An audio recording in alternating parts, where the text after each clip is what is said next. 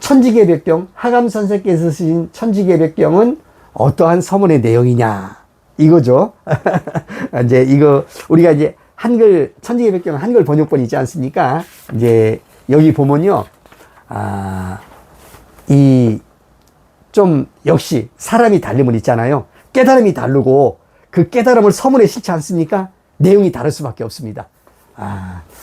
그래서 이제 이 3대 경전, 대순전경, 그러니까 증산교의 대순전경, 증산도 도전, 그리고 이제 천지개벽경을 편수를 하신 하감 선생은 종교가 없었잖아요. 종교를 만들지 않았잖아요. 다만 이제 지금 우리 증산천지대도가 천지개벽경을 주경전으로, 중심 경전으로 이렇게 보고 있습니다. 여기서 이 대순전경을 편수를 하셨던 이상호 이정립 선생, 그리고 도전을 편수를 하셨던 바로 이제 운산과 경전 선생님은요, 그분들이 의통성업을 한다라고 하는 그런 강한 확신과 이렇게 그 뭐랄까 그런 그 생각 속에서 경전도 만드셨고 또 종교단체도 만들었어요. 그렇지만은 천지개벽경을 편수를 하셨던, 그러니까 천지개벽경을 쓰셨던 하감 선생은요, 내가 의통성업을 집행하는 주인공은 아니다. 나는 아니다. 나는 중간 과도기 인물이고 내가 죽은 다음에 한참 시간이 지난 다음에 딴 사람이 한다. 이렇게 생각하셨기 때문에 이분은 그러니까 천지개벽경 이후의 두 대순전경과 도전을 편수를 하셨던 그런 그 교단의 교주님과는 전혀 생각이 달라요. 스스로 대두목이라고 생각을 안 하셨어요. 이분은요. 그것을 이 천지개벽경 서문에다가 여기서 말하고 있습니다. 자, 천지개벽경 서문은 참 이 또한 저도 참 읽으면 읽을수록 어떻습니까? 많은 감동과, 그러니까 대순전경의 서문뿐만 아니라 천지개벽경 서문도, 물론 도전의 서문도 마찬가지예요. 도전의 서문은요, 역시 가장 늦게 나온 글이잖아요. 경전 선생님의 그 아주 유려하고도 아주 세심하고도 아주 이런 필치로지지 않습니까? 아주 자세하게 이 경전이 나오게 된 과정을 쓰셨어요. 역시 저는 하늘의 기운을 받았다고 보는 겁니다. 자, 우선 천지개벽경 서문을 보겠습니다. 천지개벽경 서문 이렇게 되어 있습니다. 자연의 이치를 천지가 도로 삼고 천지의 도를 상제께서 쓰시어 삼계의 만상을 거느려 다스리시니. 맨 처음에 뭐가 나오냐면요, 자연의 이치가 나와요. 자연의 이치, 그러니까 천지자연의 섭리 이런 말이겠죠. 이것을 천지가 도로 삼는다. 그러니까 자연의 이치가 도라는 얘기예요. 그리고 근데 이 도만 있는 것이 아니라 이 도를 이것을 쓰고 다스리시는 분이 있다. 바로 그분이 누구냐? 상제시다. 상제님이시다. 이걸 말하는 거예요. 이렇게 자연의 이치를 천지가 도로 삼고 천지의 도를 상제께서 쓰시어 삼계의 만상을 거느려 다스리시니 이리하여 천지가 이운하고 일월이 유행하며 사시가 유서하며 만물이 유생하나니라. 결국은 뭐예요? 자연의 이치, 도. 그러나 그것을 쓰시는 상제님, 결국은 포커스를 어디다 맞추고 있냐면 상제님한테 맞추고 있어요. 크도다 상제의 덕이 크고 넓고도 높으사 너무도 신령하시니 천지의 크나큰 도덕으로서 천하를 다스리는 큰 법도로 삼으시니라.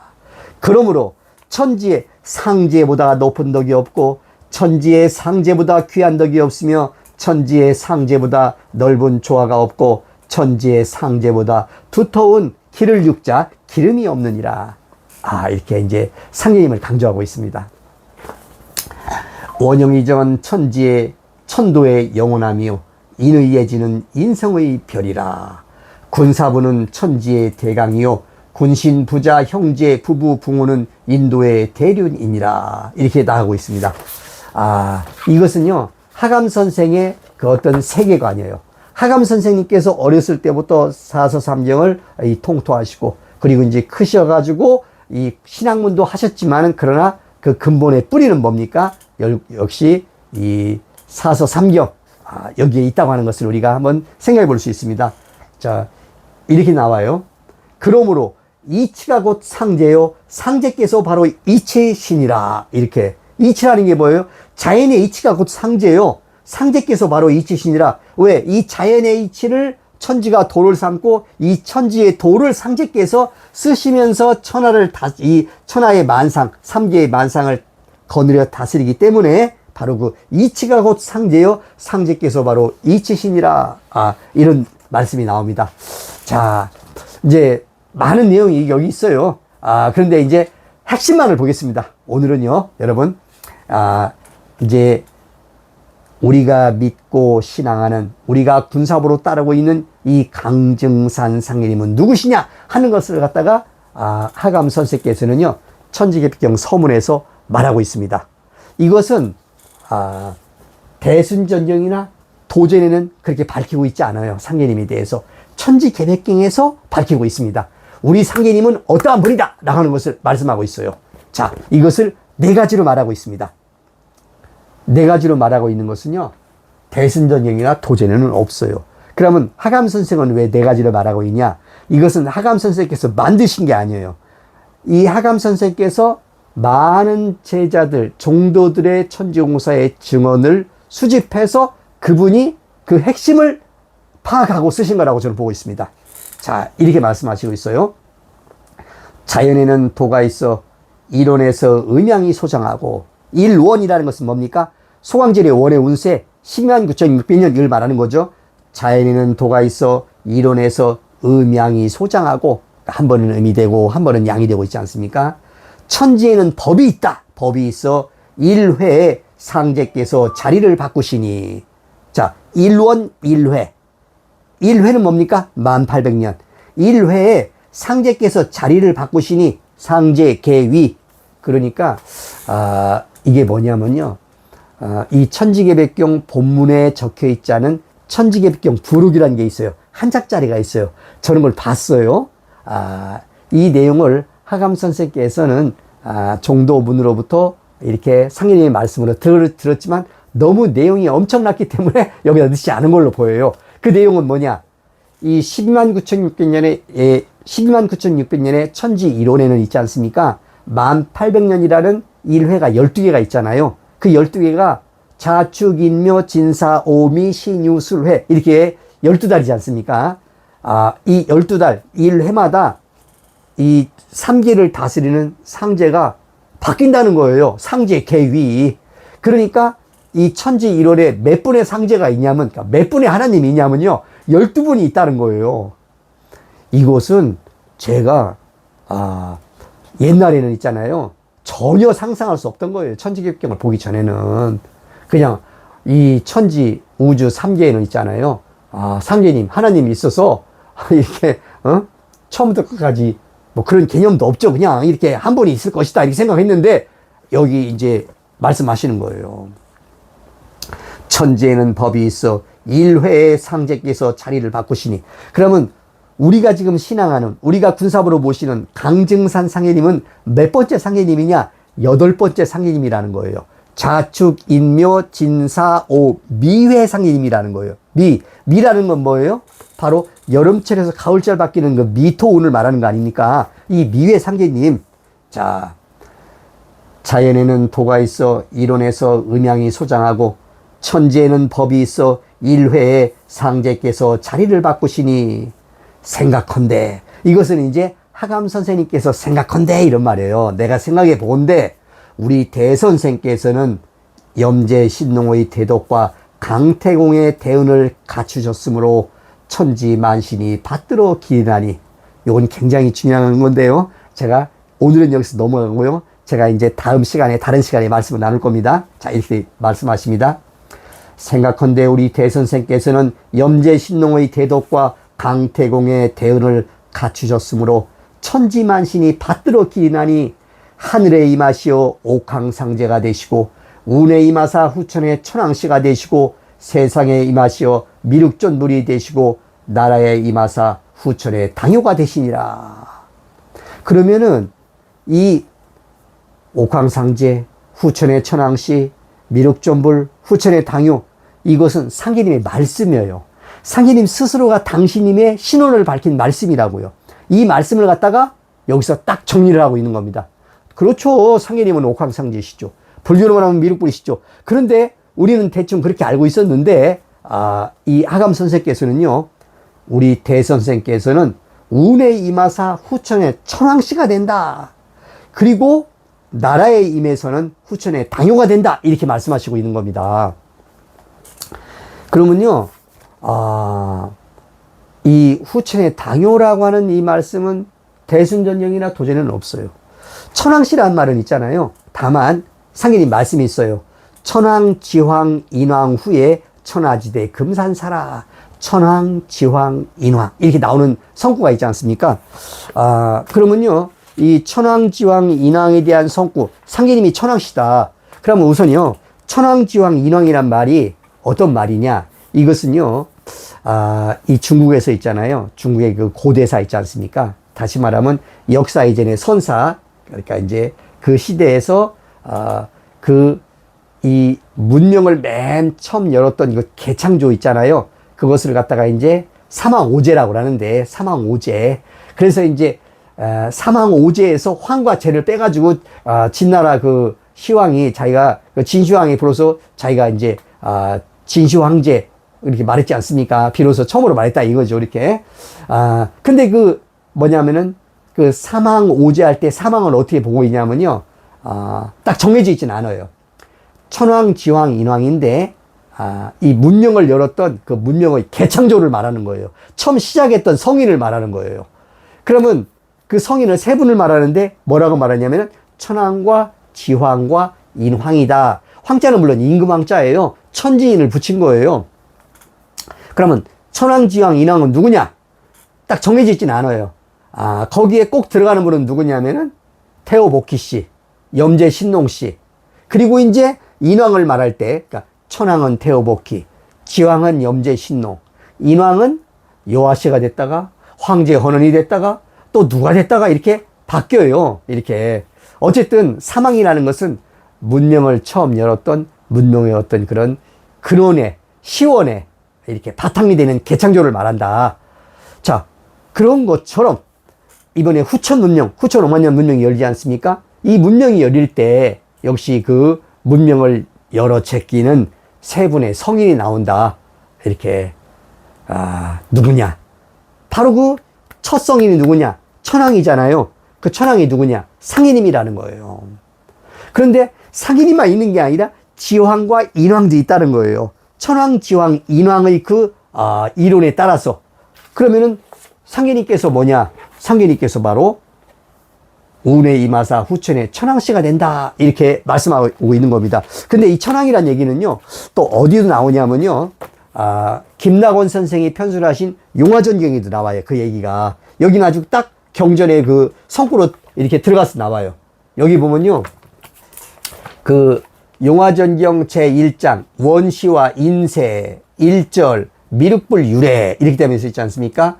일항, 미륵세존의 유래, 이렇게 되면서 미륵세존님께서는 호천금골 상제님이시며 또한 사천왕으로서 서양 대법국 천계탑에 강림하사 주세불로서 이렇게 수천년간 천하를 대순하셨다. 여기서 이제 뭐라고 나냐면은 이렇게 사천왕. 사라는 것은요, 맡을 사자고요. 천왕을 맡았다. 그러니까 이 증산 상계님께서 미륵세주님께서 바로 천왕이시다. 이렇게 여기서 말씀하고 있어요. 그리고 이제 이 천왕이란 말은요, 경전 선생님께서 쓰신 도전 그 1장에도 나와요. 도전 1편에 81장에 이제 그 여기도 이 성구가 이 도전 초판에는 없던 성구인데 재판에 들어가면서 경전 선생님께서 상계님을 천왕으로 말씀하고 있어요. 자, 이렇게 되고 있어요. 증산께서 하루는 해남 바닷가에 가시어 망망대해를 바라보며 탄식하시기를, 부모에게서 빈손지고 이 조선 땅에 나와 왜 천왕으로서 천지 주름을 삼는가 하시니 하면서 이 천왕이 나와요. 상인님께서 당신을 천왕으로 말씀하고 있어요. 그러면은 천왕이 있으면 지황도 있고 인왕도 있는 거 아닙니까? 문명을 열은 개창조를 한 분이 아니라 세 분이 있다. 이렇게 말하는 거잖아요. 천왕, 지황, 인왕이라고 하는 거잖아요. 그러면 지황은 누구냐? 이것은, 정영규 선생께서 쓰신 선도 신정경에 있지 않습니까? 고수부님의 말씀이 있어요. 뭐냐면은 천왕씨 후예로. 이제 고수부님을 지칭한 거예요. 고수부님이 천황씨의 후예다. 그러니까 지황이란 말이에요. 고수부님께서. 그래가지고는, 그러면 천황 상제님, 지황 고수부님. 그러니까 상제님과 수부님, 아버지와 어머니, 천지를 부모님이시잖아요. 그러면 인왕은 누구냐? 이런 말이에요. 물론, 이중성 선생님의 이 천지개벽경에서는, 지황과 인왕에 대해서는 말씀하고 있지 않습니다. 다만, 상제님께서 후천의 운에 임하사, 후천의 5만년 운이죠. 5만년 상생의 운이죠. 이 운에 임하사 천황씨가 되신다. 그렇다면은 지황은 누구고 인왕은 누구냐, 이런 문제가 대두가 되잖아요. 제가 이제 증산도에서 배울 때, 운산 선생님과 경전 선생님께서는 이렇게 말씀하셨어요. 천황, 지황, 인왕 후에 천하지대 금산사, 이 성구를 갖다가 했잖아요. 천황은 상제님, 지황은 우리 수부님, 고수부님, 그리고 인왕은 그 당시에 이제 운산 선생님과 경전 선생님, 이렇게 말씀하셨거든요. 그러니까 이제 인왕은 또 두 분으로 말씀하시더라고요. 그런데 저는 지금 어떻게 생각하고 있냐. 천황, 지황, 인왕은 있잖아요. 천황은 상제님, 지황은 우리 고수부님, 인왕은 누구냐? 바로 천지개별경을 편수를 하셔가지고 상제님 천지용사의 그 진리를 온전하게 드러내신 바로 우리 하감 이중성 선생님이시다. 이중성 선생님은 상제님께서 동방칠성이 나의 명을 받들어 인간 세상에 내려와 있노라, 이렇게 말씀했지 않습니까? 바로 동방칠성의 후신으로 오신 분이 누구냐? 하감 이중성 선생님이시다. 저는 그렇게 보고 있습니다. 그렇게 보고 제가 지금까지 쭉 이렇게 말씀을 이끌어 나온 거고요. 하감 선생님의 생애에 대해서 우리가 알아봤던 겁니다. 어쨌든 여기서 이제 다시 원래로 들어와 가지고 있잖아요. 하늘에 임하사 광상제가 되시고, 운에 임하사 후천의 천왕씨가 되시고, 세상에 임하사 미륵전불이 되시고, 나라에 임하사 후천의 당효가 되신다. 후천의 당효, 이것도요 대순전쟁이나 도전에는 없어요. 이런 말 자체가 이렇게 상제님을 이렇게 칭하는 말이 없어요. 그런데 이제 나라에 임하사, 이것은 뭐냐면요, 후천에 우리나라가 후천에 이제 그 도주국이에요. 또 뭐 종주국이라 할 수도 있고 도주국이라 할 수 있고, 뭐 도주국, 종주국 이런 것은 상제님의 용어는 아닌데, 어쨌든 제가 볼 때는 큰 틀에서는 틀린 용어는 아니지 않냐, 이렇게 생각하고 있어요. 우리나라가 이게 중심이 돼가지고 문명계와 삼천국이 열리는 거 아닙니까? 그렇다면은 근데 그때 후천의 우리나라의 이름은 뭐냐? 상제님께서 말씀하셨거든요. 후천의 나라 이름은 대시다. 큰 대자다, 떼시다 이거죠. 대시. 지금은 대한민국 하듯이 후천에는 대시예요. 그러면 후천의 이 대시가, 우리나라가 이 후천의 이 뭐랄까 중심되는 나라, 도주국, 이 종주국이 되는데, 그렇다면은 후천 5만 년간 몇 명이 이 후천 5만 년을 통치하게 되느냐, 이런 문제가 있잖아요. 이거에 대해서 상제님께서 공사를 보셨어요.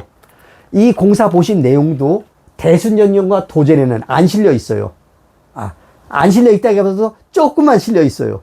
일부분만 실려 있어요. 내용을 몰라요. 그렇지만 이것은 이 기후편 7장, 천지개벽경 기후편 7장에 있잖아요. 이 내용이 자세히 나옵니다. 이렇게. 자, 기후편 7장 말씀을 한번 제가 읽어보면서 말씀을 드리겠습니다. 자, 물론 결론부터 말씀드리면요, 후천 5만 년간 몇 명의 통치자가 나오냐? 이 지구촌을 통치하는 그 지구촌의 중심 나라가 우리나라 아닙니까? 이 대시국의 이 통치자는 몇 명이 나오냐? 384명이 나옵니다. 384 황국수, 이 공사가 있어요.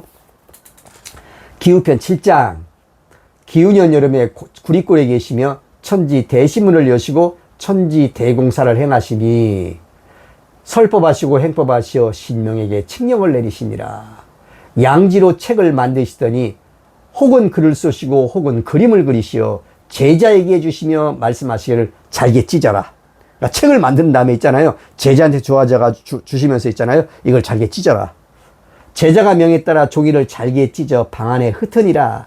매번 한 조각씩 주어서 불에 매번 한 조각씩 주어서 이렇게 이제 주우셔가지고 불에 넣어 사르시니 그걸 불살랐어요. 그 합수가 383조각이 되니라. 말씀하시기를 한 조각이 어디 가고 없느니라. 그러니까 총 몇 조각이라는 얘기예요? 384조각이라는 얘기예요. 근데 383조각만 찾아가지고 불에 내어서 살러가지고 이렇게 어떤 공사를 모신 거예요. 제자가 담요 아래에서 한 조각을 찾으니 사람의 형상이 그려진 것이므로 받들어 올리니 말씀하시기를 이는 황국수가 되노라. 이 384가 황국수가 된다. 당요의 세상에 나타났었더니 지금 다시 나오노라.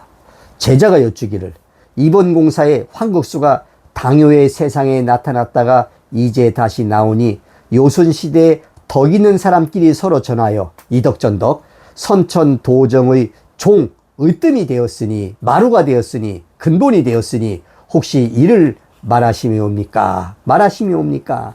말씀하시기를 이제 천하사람이 요순세계를 다시 보리라. 혹시 이를 말씀하시는 겁니까? 그러니까 맞다 이런 말씀이에요. 그러면서 말씀하시기를 이제 천하사람들이 요순세계를 다시 보리라. 여기서 요순세계라는 건 뭡니까? 욘임금이 순임금에게 욘임금이 자기 아들한테 대통을 전하지 않고 있지 않습니까? 혈통을 뛰어넘어서 이렇게 순한테 전하지 않습니까? 이걸 보통 이덕전덕이라고 해요. 덕 있는 사람에게서 덕 있는 사람으로 넘어간다. 혈통으로 가지 않는다. 이거잖아요. 이게 천지공사의 또 천지개혁의 큰 주제입니다. 이것이. 자, 이 말씀을 하셨어요. 이 공사가 있습니다. 근데 이 공사가 대순전율과 도전에는요, 앞에 일부분만 나와요. 그냥 384조각이다. 이게 황국수다. 이런 내용만 나와요. 이 뒤에 더 중요한 내용 있지 않습니까? 자, 상계님께서 이는 황국수가 되노라. 당요의 세상에 나타났었더니 지금 다시 나오더라. 이제 제자가 묻고 상계님께서 대답해 주는 이 내용이 안 나온다는 겁니다. 제자가 여쭈기를 이번 공사에 황국수 384 황국수가 당요의 세상에 나타났다가 이제 다시 나오니 요순시대에 덕 있는 사람끼리 서로 전하여 선천도정, 이 도의 정치 있지 않습니까? 선천도정의 마루종, 종이 되었으니 혹시 이를 말씀하시옵니까? 말씀하심이옵니까? 말씀하시기를 이제 천하사람이 요순세계를 다시 보리라. 후천은요 이덕전덕의 요순세계다 이런 말이에요. 그러니까 이 말씀은 뭡니까? 황극이라는 것은 통치자를 말하는 거예요. 다시 말하면 나라의 통치자, 우리나라로 말하면 대통령이에요. 이렇게 그걸 황극이라고 그래요. 그러면 후천은 몇 명의 이 황극이 나오냐? 384명이 나옵니다. 누구부터? 상계님부터. 그렇기 때문에 상계님을 후천의 당유라고 하는 거예요. 첫 임금이니까. 그러니까 윤임금 다음에 누가 나온 거예요? 순임금이 나오는 거예요. 그 다음에 이제 순임금 다음에 운임금이 나오는 거예요. 이렇게요. 요순, 우라는 것은 있지 않습니까? 자식이 아니거든. 덕 있는 사람이 덕 있는 사람한테 전했다 이겁니다. 그런 것처럼 이렇게 요순우라는 상징적인 말로 하고 있지만 어떻습니까? 이렇게 쭉 384명이 후천 5만 년을 다스려 나간다. 이런 말씀인 것입니다. 그래서 이제 상계님께서 후천의 당유다 하시는 말씀은 이거 뭡니까? 상계님께서 후천 5만 년의 첫 임금이다. 이런 말씀이 되는 겁니다. 그래서 대시, 태조, 출세할 때 있지 않습니까? 대시라는 것은 뭡니까? Great Time이라는 큰 시간, 여름에서 가을철로 바뀌는 그런 시간, 큰 때를 말하는 게 아니고요. 바로 우리나라 이름을 말하는 거예요. 후천의 종주국, 도주국인 우리나라 이름을 말하는 거예요. 대시, 태조가 뭐예요? 후천의 당요이신 상계님이다 이거죠. 대시, 태조가 출세한다 이거지. 그런 말이죠. 이렇게요. 자, 그 다음에 이제 이 천지개벽경 이 서문에 있잖아요. 하감 이중성 선생께서는 상계님의 그 신원을 네 가지로 말씀하고 있지 않습니까? 옥황상제, 천왕시, 후천의 천왕시, 미륵전불, 그 다음에 후천의 당요 이렇게 말하고 있고요. 그 다음에 이제 뒤에 이제 좀 여러 말씀 찍고 나오는 데 있잖아요. 이제 그 뭐랄까 하도, 낙서, 또 정역 이런 걸 얘기한 것은 저도 내용을 모르겠어요. 저는 여기에 대한 소양이 별로 없기 때문에. 자, 이런 말씀만 읽어보겠습니다. 생각컨대 우리 대선생께서 상제의 도권으로 천지를 개벽하시어 천지의 울로를 바로시고 만물을 새로 고치시어 천하의 이치와 형상과 문물과 풍속의 온갖 법도를 모두 새롭게 갖추시었으나, 이 천지공사잖아요. 말이 없으면 천하의 대도를 얻어듣지 못할 것이요 글이 없으면 천하의 큰 가르침을 알지 못할 것이라. 그렇죠. 이 대도는 글로 쓰고 말로 전하는 거니까 이런 말씀이잖아요. 오호라. 그렇지만 세상에 떠도는 말들이 헛되이 전해지고 함부로 말해져서 허전망설, 옳지 않은 말들이 많으니 한탄을 이길 수 없도다. 이제 요까지는 뭐와 똑같냐면 증산천사 공사기를 편수를 하셨던 청엄 선생의 서문에도 나오지 않습니까? 그 비슷한 내용이지 않습니까? 자, 세상에 떠도는 말들이 헛되이 전해지고 함부로 말해져서 옳지 않은 말들이 많으니 한탄을 이길 수 없도다. 이제 그 다음 말씀이 중요합니다. 천운이 돌고 돌아 난법의 운이 장차 끝나고 진법의 울로가 새로워지면 성덕군자가 그 사이에 나와서 올바른 붓과 올바른 이론으로 반드시 알맞음을 얻어서 큰 덕이 더럽혀지지 않으리니 이리하여 대학 우경 장하지교가 명명백백의 진이라. 저의 이 말씀은 뭡니까? 하감 선생께서는요, 훗날 바로 이 성덕군자가 나와가지고 이 정필정론으로 알맞음을 얻어서 책을 쓴다, 이런 말이에요. 이 말씀은요. 나 또한 올바른 목마른 듯 이를 바라지만 나 또한 목마른 듯 이를 바라지만 그 세상이 오는 때에 조만을 알지 못하고 이를 쫓자 늦을 만자. 바로 그러한 난법의 운이 끝나고 진법이 울로가 새로워질 때 성덕군자가 나와서 정필정론, 올바른 덫과 올바른 이론으로 이렇게 상인님의 대도를 밝힌다 하는 그 때가 오는데 그 때의 이르고 늦음을 내가 알지 못한다, 이런 말이에요. 다만 자성된 도리에 무관심할 수 없어서 교를 받은 이래로 마음에 깊이 두어 도를 구하여 들은 말을 간추리고 여러 의견을 참고하여 책으로 썼으나, 천지개벽경이잖아요. 그것들을 절충하여 마땅한 도리를 자궁에 이르러서는 만에 하나라도 일컬을 것이 없노라. 이렇게 겸손하게 말씀하시는 거예요. 그러므로 그 말이 이치에 맞지 않으면 대선생의 말이 아니요 그 행함이 이치를 얻지 못했다면 대선생이 행하신 바가 아니니라. 이렇게 말씀을 하고 있습니다. 자, 그러면서요, 이 서문에서는 무엇을 말하고 있냐? 서문의 끝은 이렇게 되고 있습니다. 오라, 대선생의 도를 알고자 하면 천지만상을 볼 것이요 대선생의 덕을 알고자 하면 이 책으로서 하늘의 조화로 자연이 이루어진 오묘함이 만물에 드러난 바까지 미루어 넓혀가라. 이건 이제 아들한테 하는 말이에요. 오로지 한 마음으로 정성 들여 도를 구하여 얻음이 있으면 이 책을 올바로 고쳐서 아버지와 할아버지의 죄를 가볍게 하고 이로써 정덕군자의 글을 기다리면 나의 허물을 덜게 될 것이요 너의 덕이 나아갈 것이요 도의 빛남이 있게 되리라. 이렇게 하고 끝납니다. 여기서 이제 결국은 뭐냐면요, 성덕군자가 나와서 정필정론으로 상기님 도에 이렇게 알맞음을 얻어서 큰 덕을 더럽혀지지 않게 한다. 그런데 바로 이 성덕군자가 이제 뒤에 가면 정덕군자로 바뀌어요. 그러면서 뭐라고 말하냐, 이렇게 정덕군자의 글을 기다리면, 그러니까 정덕군자가 책을 써낸다, 이런 말씀인가 봐요. 그렇게 이제 말씀이 나온다는 거예요. 이것이 이제 하감 이중성 선생님께서 쓰신 이 서문의 큰 내용을 간추려 본 거예요. 자세한 내용도 많이 있지만 사실 제가 모르는 내용도 많이 있고요. 그런 내용은 다시 이제 뒤에서 한번 우리가 같이 세세히 읽어보면서 한번 이렇게 알아보도록 하자, 이렇게 이제 말씀을 드립니다.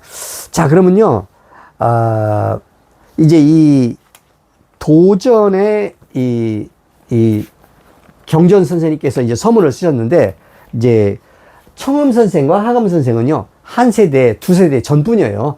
그러니까 글투도 옛날 문투예요. 그렇지만은 이 도전을 편수를 하신 우리 그 경전 선생님은 우리랑 같이 동시대 분이잖아요. 그러니까 우리 시대의 문투란 말이에요. 그런 것이 이제 이 도전 초판본에 이렇게 우리가 읽으면 이해할 수 있도록, 서문을 읽으면 술술 이해할 수 있도록 이렇게 쓰셨어요.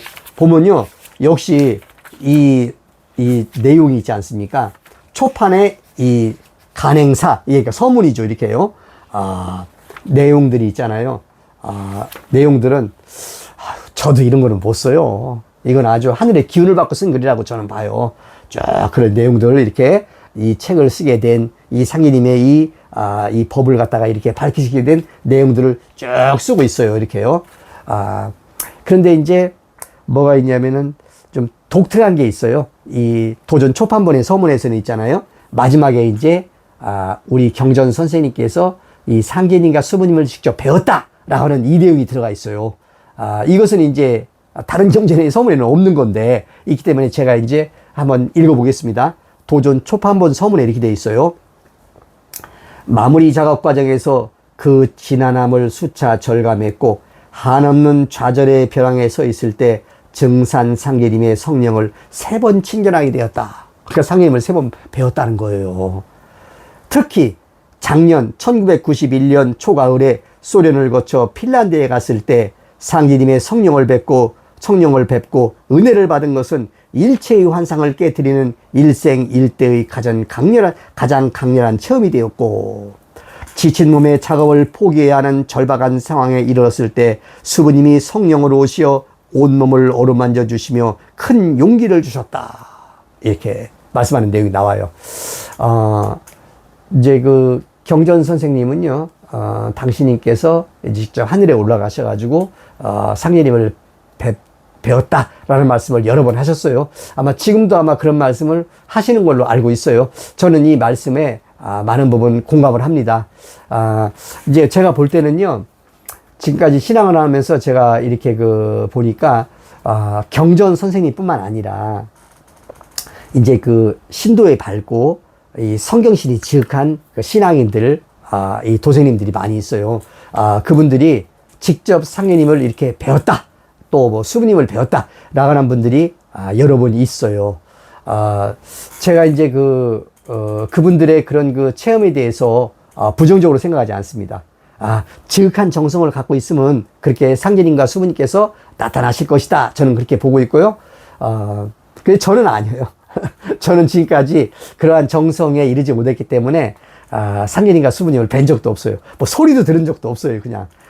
그런데 이제 그러한 체험을 하신 분들 중에서는 또 누가 있냐면은, 젊은 분으로서 그 태을선도의 그 지도자로 계시는 우리 이제 일무 대선사가 있어요. 이렇게, 누구냐면 이제, 일무 대선사. 그러니까 이제, 누구죠? 그분이 이제, 금방 또 제가 말씀하다 보니까 이름을 까먹었네요. 그 이제 일무 대선사 그분은요, 1988년생이신데, 그분은 직접 하늘나라에 올라가가지고 있지 않습니까? 상계님을 직접 뵙고, 고스님을 뵙고 하는 장면을 자기 그 블로그에 썼어요. 그런 분도 있고. 그리고 이제 또 누가 있냐면은, 태울도에 이윤우 대종장님이 있어요.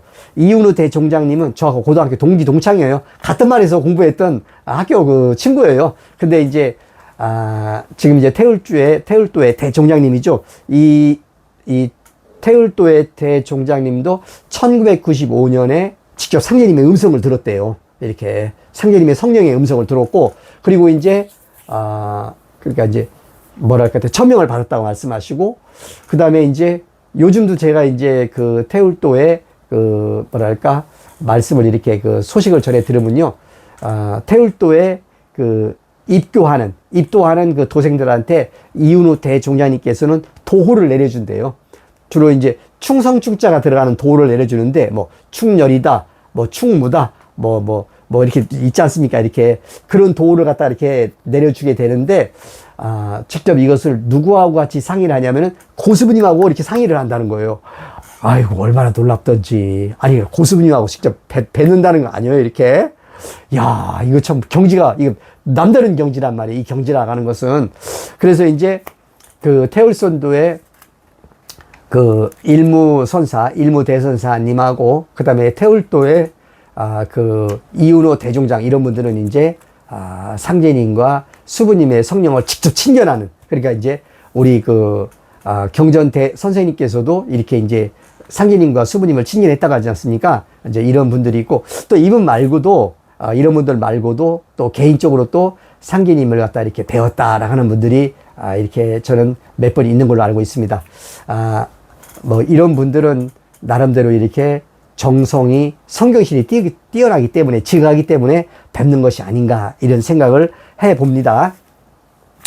자, 그래서요, 오늘 이 시간에는요, 무엇을 말씀드렸냐면은 이 증사천사기하고 대순전경 초판의 서문의 내용, 그리고 이제 천지개벽경 서문의 내용, 그리고 이제 도전의 서문의 내용은 이 두 경전의 서문의 내용과는 이렇게 보다 자세하게 말씀을 나눠보진 않았죠. 그냥 내용이 많기 때문에 이것을 이제 누구나 읽으면은 요즘 한글 그 문투로 써있기 때문에 누구나 읽으면 다 이해가 될 수 있다 이렇게 생각을 하고요. 한번 언제든지 이렇게 읽어보시기를 권해드리면서 이제 제가 다시 한번 마지막으로 이렇게 그 묶어서 말씀드릴 내용은 뭐냐면은 이 상제님의 9년 천지공사에 대해서 직접 제자들을 찾아뵙고 재료를 수집해서 경전을 썼던 분은 두 분이었다.